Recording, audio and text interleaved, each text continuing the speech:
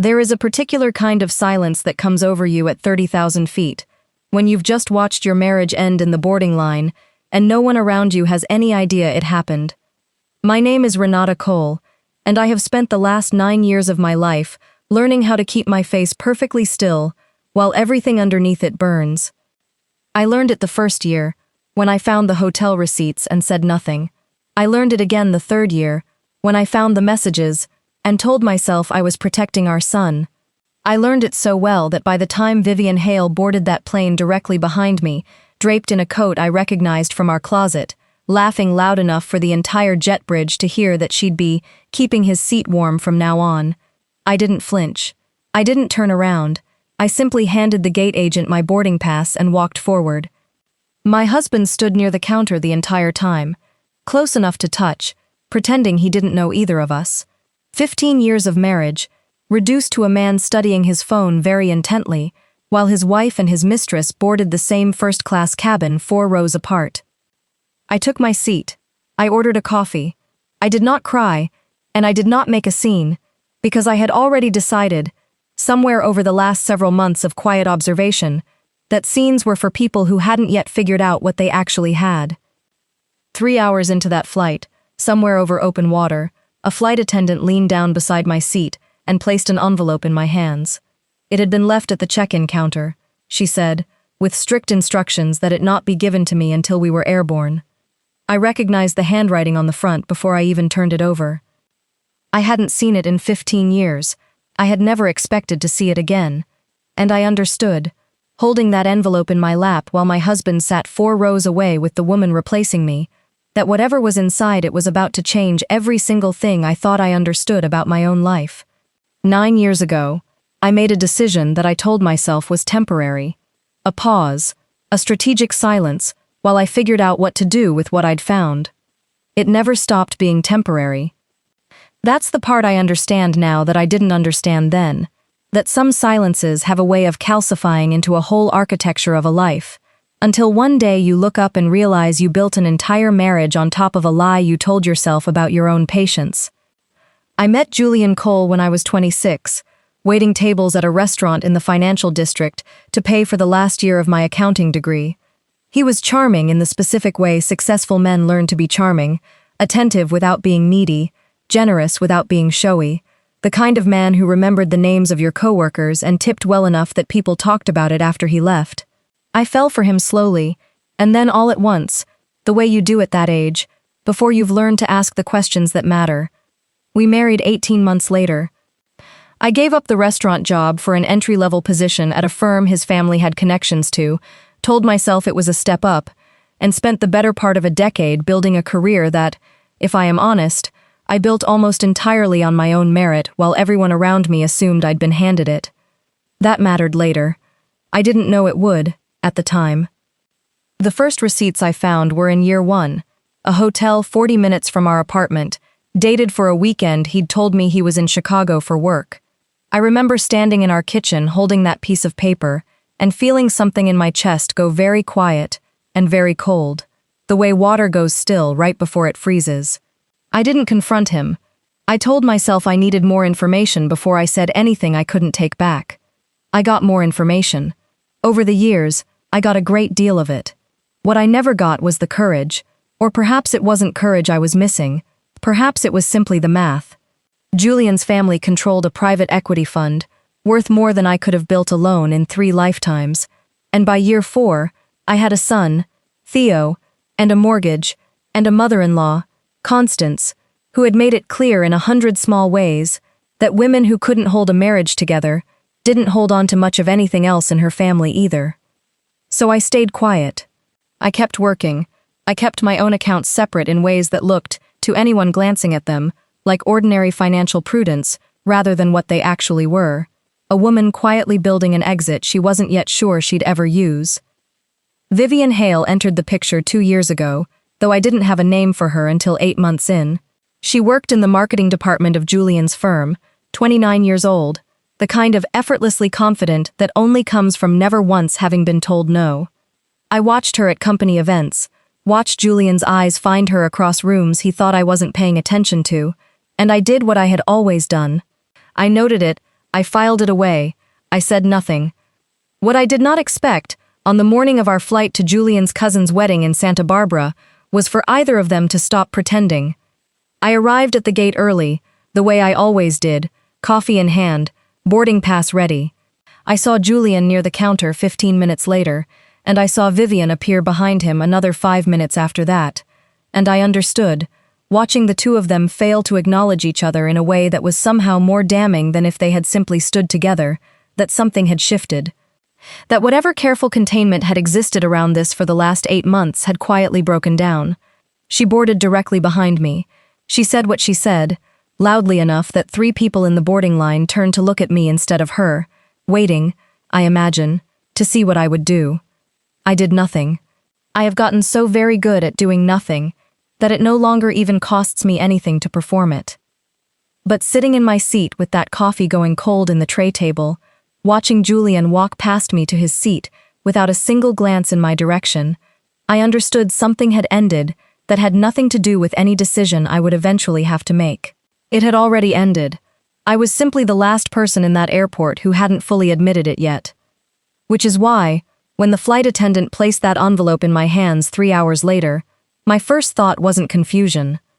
It was that some part of me had been waiting for exactly this for a very long time. The envelope was heavier than it looked, the kind of paper that cost something, and my name was written across the front in handwriting I would have recognized anywhere, the particular slant of the capital R, the way the loop of the final A curled back on itself. I hadn't seen that handwriting since I was 19 years old, standing in a driveway watching a car pull away that I had been told, for 15 years, was never coming back. My father's handwriting. I sat very still for a long moment before I opened it, aware of Julian 4 rows ahead of me, aware of Vivian's laugh carrying back through the cabin every few minutes, like she wanted to be sure I could hear it. I remember thinking, with a strange, detached clarity, that I had spent 15 years building a life around the absence of one man, and 9 years building a marriage around the deception of another, and that both of those architectures seemed to be collapsing on the same afternoon, at 30,000 feet, with nowhere for me to go. Inside was a single folded letter, and a business card clipped to the corner, a name I didn't recognize, attached to a law firm I did. Whitcomb and Vane handled precisely one kind of work in this city. They untangled complicated estates for people who had a great deal to untangle. I unfolded the letter. Renata, I have started this letter more times than I can count over the last 15 years, and I have never once managed to send it. My lawyer tells me that if I don't do it now, while there's still time, I may not get another chance to. I left when you were 19, because I believed, at the time, that it was the only way to protect you and your mother from a debt I had taken on that was about to destroy us both. I was wrong about almost everything else, but I was not wrong about the danger. I have spent 15 years quietly making sure you would never have to pay for my mistakes. I am dying, Renata. I don't say that to make you feel obligated to me. You owe me nothing, and I mean that completely. I say it because there are things you need to know before I'm not here to tell you, about your mother's family, about the company your husband's family runs, and about exactly how those two things are connected. Please call the number below. I don't have much time left, and there is a version of your life you don't know you're entitled to. I read it twice, then a third time, more slowly, my coffee going cold beside me, my hands steady in a way that surprised me, because everything underneath that steadiness was in complete freefall. Your husband's family runs. I thought of 9 years of quietly separate accounts, 9 years of watching Julian's family fund grow in ways I'd never fully understood, of hearing Constance make careful, clipped comments at dinner about protecting the business whenever my father's name came up in passing, which it almost never did, because I had learned early on that mentioning him made everyone in that family go strangely, deliberately quiet. I had always assumed that silence was about my father's absence, about the shame, real or imagined, of a man who had left his family and never come back.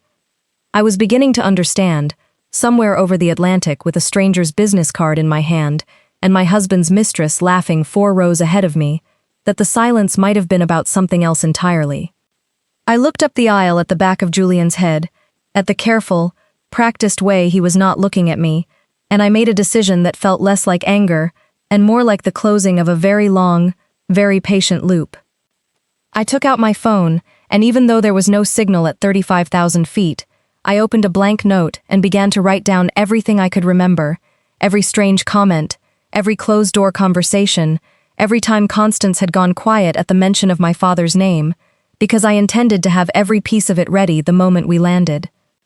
I was going to call that number, and I was going to find out exactly what my husband's family had spent 15 years hoping I would never learn. We landed at 11 that night, and I called the number before I'd even collected my bag from the carousel. A woman answered on the second ring, her voice measured in the particular way of people who spend their careers delivering difficult news carefully. Her name was Margot Ibsen, senior partner at Whitcomb & Vane, and she told me, gently, that my father had passed 2 days earlier. I stood at that baggage carousel with my suitcase circling past me twice, before I thought to reach for it, and I understood that I was grieving a man I had spent 15 years being angry at, and that the grief and the anger had arrived at exactly the same moment, tangled together in a way I didn't yet have words for. "He asked that I speak with you directly, as soon as you were reachable," Margot said. "There are matters involving his estate, and, Mrs. Cole, I want to be careful here, because some of what I need to tell you involves your husband's family, and I don't yet know how much you're aware of." "Assume I'm aware of nothing," I said, "because as of about 3 hours ago, I think that might be true." She was quiet for a moment. Then, "Your father spent the last 12 years as a minority, but significant shareholder in a private holding company called Ashgrove Partners. Are you familiar with that name?" I was. Ashgrove was the name Julian's family fund routed almost all of its private acquisitions through. I had seen it on internal documents for years, had even helped format a shareholder report for it once, early in my career, back when I still believed my job at that firm was simply a job. "He's been a shareholder," I repeated slowly, "in my husband's family's holding company." "For 12 years, Margot said, "under a different legal name. Your father changed his name shortly after he left your mother, not to hide from you, from what he told me, but to protect an ongoing arrangement he'd made to buy back into a debt his own father had originally lost to your husband's grandfather, decades ago, under circumstances your father described to me as, and I'm quoting him directly, deeply unfair." I found a bench near the baggage claim and sat down, because my legs had stopped feeling entirely reliable. "He left," I said quietly, "to buy his way back into something." "He left," Margot said, "because staying would have meant losing everything, including you, to a debt that was never really his to owe in the first place. He spent 15 years rebuilding, quietly, under a name that let him operate without your husband's family recognizing the connection. And somewhere in the last 5 years, Mrs. Cole, he became a significant enough shareholder that his voting stake, combined with certain provisions in Ashgrove's original founding documents, gave him, considerable leverage over how that company is run. And now it's mine." "Now it's yours," she confirmed, "along with, I should tell you, a great deal of documentation your father collected over those 12 years. Financial irregularities, instances where Ashgrove funds were moved in ways that wouldn't survive a serious audit.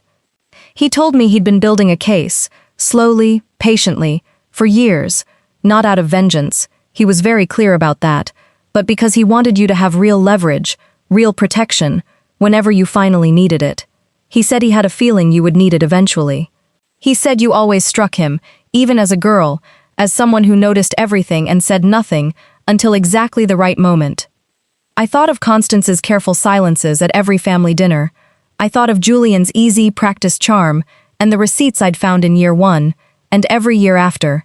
I thought of Vivian's laugh on that jet bridge, confident in a way that only makes sense if you believe, completely, that the woman you're humiliating has no power to do anything about it. They had spent years underestimating a woman with quietly separate accounts.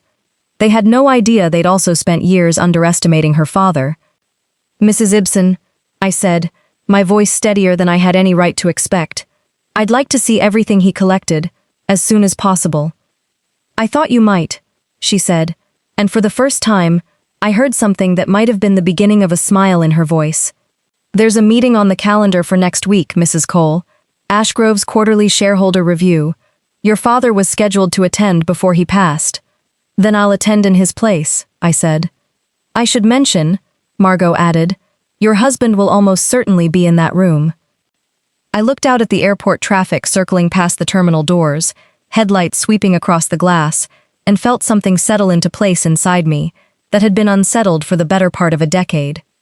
Good, I said. I'd like him to be. I didn't tell Julian anything that week.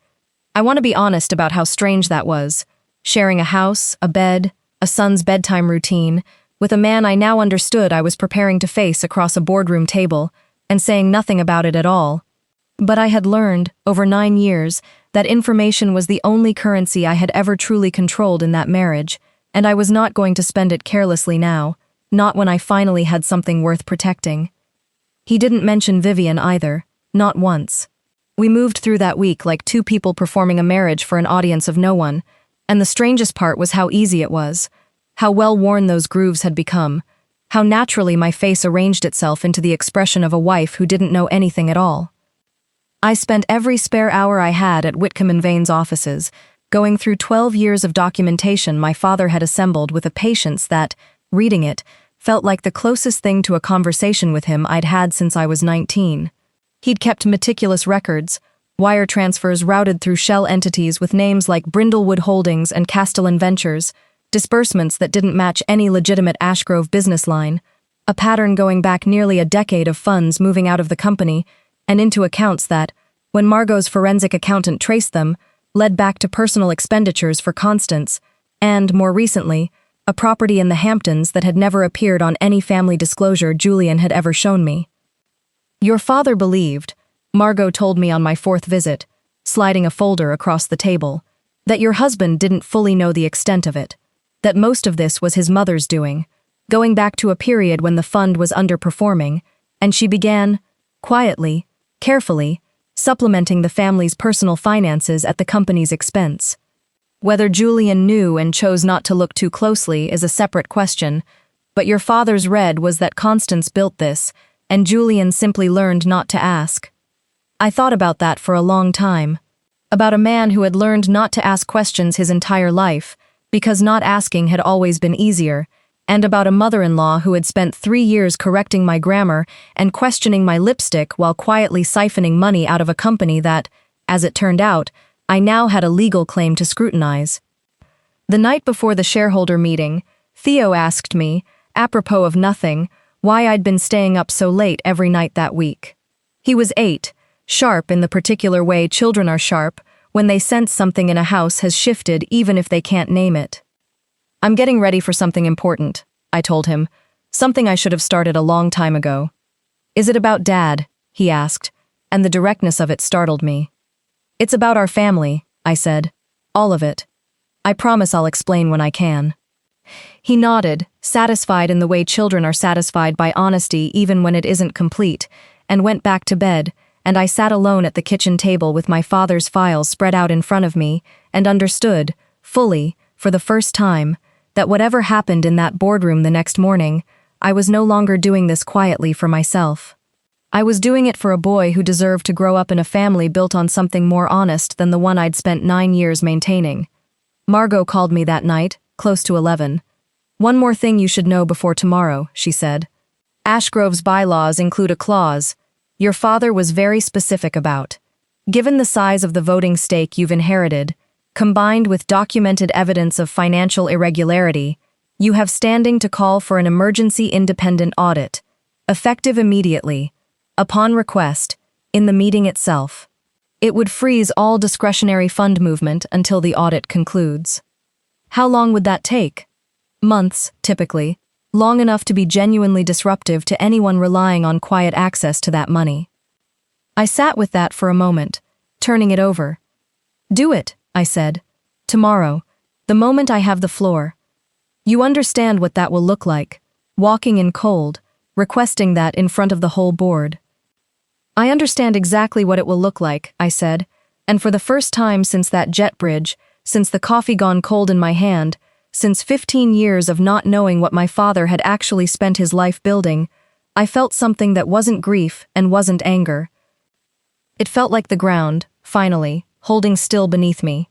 I'll see you at 9, I told her, and hung up, and sat alone in my kitchen for a long time before I finally went up to bed beside a husband who still had no idea what was waiting for him in the morning. The boardroom at Ashgrove Partners had floor-to-ceiling windows and a table long enough to seat 20, and when I walked in at 9 the next morning, in the navy suit I'd bought for exactly this kind of moment years ago and never once had occasion to wear, I watched Julian's face go through 3 distinct stages in the span of about 4 seconds. Confusion, recognition, and then something that looked, for the first time in 9 years, like genuine fear. "Renata," he said carefully, half rising from his seat. "What are you doing here?" "I believe I'm on the shareholder list," I said, and took the empty seat that Margot had reserved beside her. A seat, I noticed, positioned directly across from Constance, who had gone very still in the particular way of someone recalculating a great many things at once. "There must be some mistake," Constance said, recovering quickly, her voice pleasant, brittle. "This meeting is for Ashgrove shareholders and their representatives." "There's no mistake," Margot said, sliding a folder across the table with the calm precision of someone who had done this many times before. "Mrs. Cole inherited a significant voting stake in this company 11 days ago, from a shareholder operating under the name Richard Voss. You may know him better as Richard Halloway, her father." The silence that followed was the kind I had spent 9 years learning to recognize, the specific silence of people realizing, all at once, that a story they'd believed was safely finished had, in fact, never ended at all. "That's not possible," Constance said, but her voice had lost its certainty. "It's very possible," I said, and I was surprised, again, by how calm I sounded, how steady, the way I had sounded in that dressing room, in that airport, in every moment of my life, when the ground had shifted beneath me, and I'd simply refused to let it show. "My father spent 12 years quietly buying back into a debt your family took from his, Constance. He spent that time watching how this company was run, and he left me everything he found." I opened the folder in front of me, though I didn't need to. I had memorized every figure inside it by then. Brindlewood Holdings, Castellan Ventures. Approximately $4 million in disbursements over 6 years that don't correspond to any legitimate business activity, and do correspond, quite precisely, to a property in the Hamptons currently held in your name. Julian's head turned toward his mother, slow and disbelieving, and I understood, watching his face, that Margot had been right. He hadn't known. Not really. He had simply learned, a long time ago, never to ask. "I'm formally requesting an independent audit," I said, turning to the board, effective immediately, freezing all discretionary fund activity until it concludes. "I believe I have standing to do so, and I believe, once that audit is complete, this board will understand exactly why my father spent 12 years preparing for this morning." Constance's composure finally, fully broke. "You have no idea what you're doing," she said. "You'll destroy this company, Julian's company, Theo's inheritance." "I'm protecting Theo's inheritance," I said, "from you."